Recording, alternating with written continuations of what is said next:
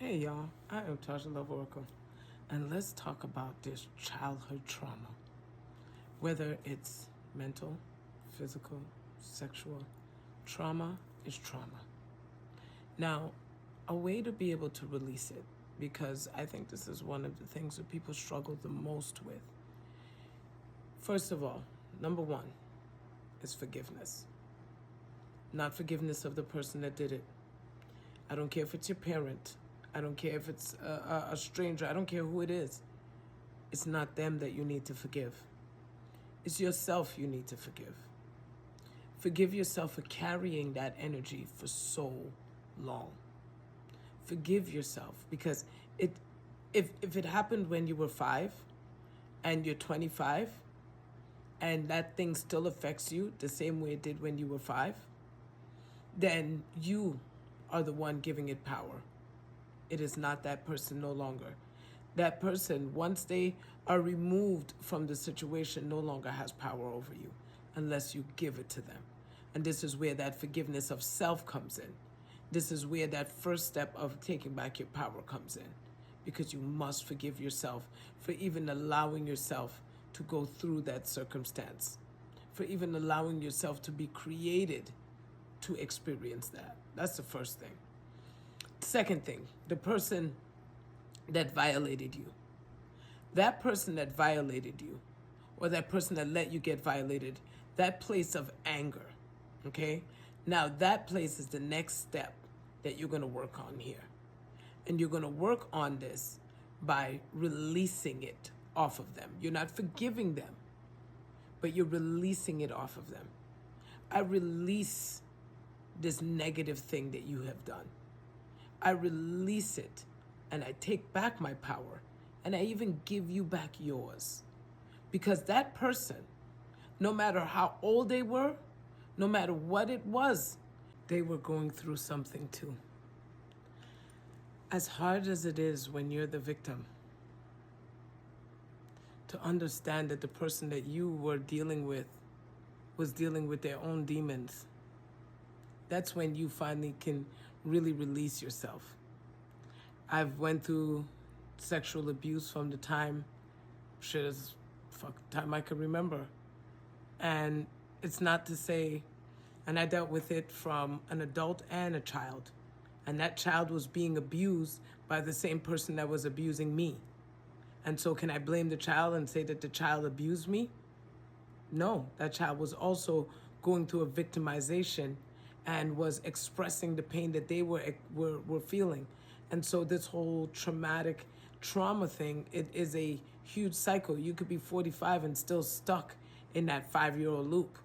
You understand? Because that guilt, that shame, don't think that the person that's abusing you is feeling glorified and happy and powerful. Otherwise, they wouldn't be doing it in secret. Otherwise, they wouldn't be sneaking and being this vile thing, like this demon hiding in the closet. They wouldn't be that if they weren't in hell themselves, straight up and down. And it's not making any excuses, because I don't make any excuses for what they did. I don't make any excuses for nothing. What I do is take the power back, because it doesn't matter why they did what they did. They have a hell in their minds that they're dealing with. You now have to release yourself from the hell that they were dealing with, that they now poured on you. So you have a double whammy of hell. You see what I'm saying? So you got to release that off of yourself in a major way. Now, the next step in this whole element, right? You forgive yourself. You're able to release this thing. Now, the biggest step is stop feeling ashamed of it. Speak about it. Speak about it because every time you speak about it, baby, you take your power back. Every time you release it, you take your power back. I don't care if you talk to a stranger, but the more you release it and release it and release it and release it, and take the power off, take the shame off, take the guilt off. When you start to do those things, you will start to regain yourself, because those things will no longer be chips on your shoulder. They will no longer be holding you back the way that they did before. It is such a powerful thing for you to be able to release and let go. And then and last step, because it's a journey. Don't think these 3 steps is easy now, but it's a journey, and it's one that it's worth taking. The last step is I want you to stand up in the mirror. For those of you who have been mentally abused, I want you to stand in the mirror and look into your own eyes. I just want you to look into your own eyes, and I want you to just remind yourself that you see you. I see you.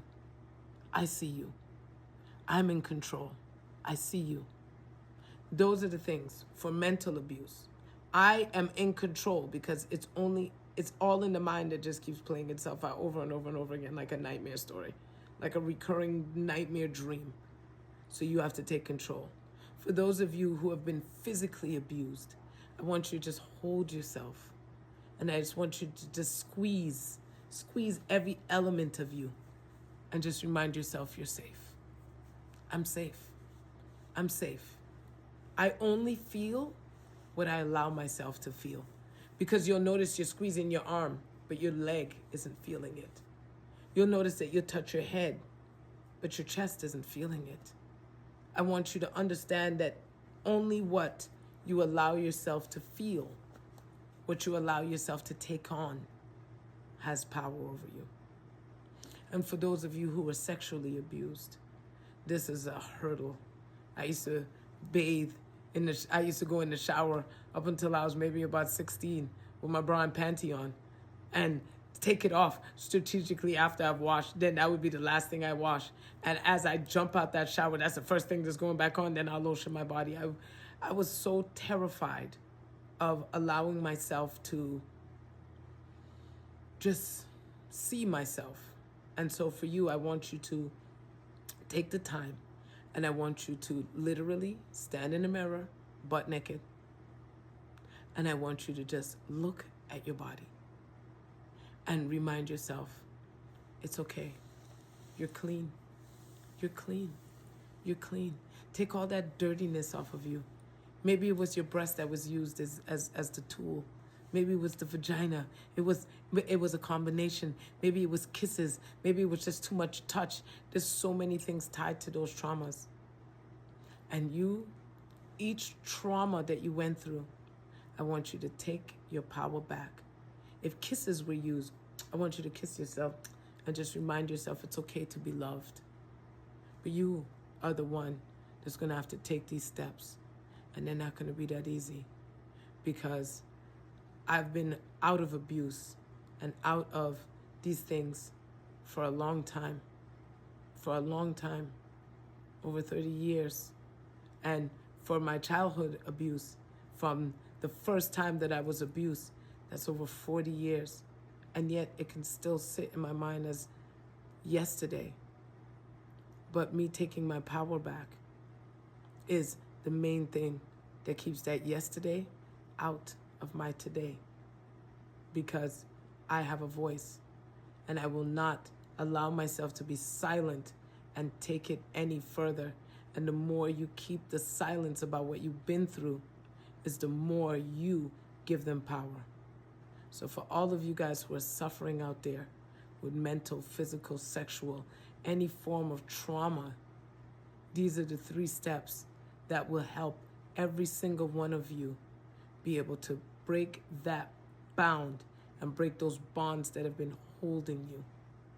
I've lived it, I'm doing it, and I'm going to continue to do it to free myself from the mental slavery that I put myself in and all the stuff that I've accepted.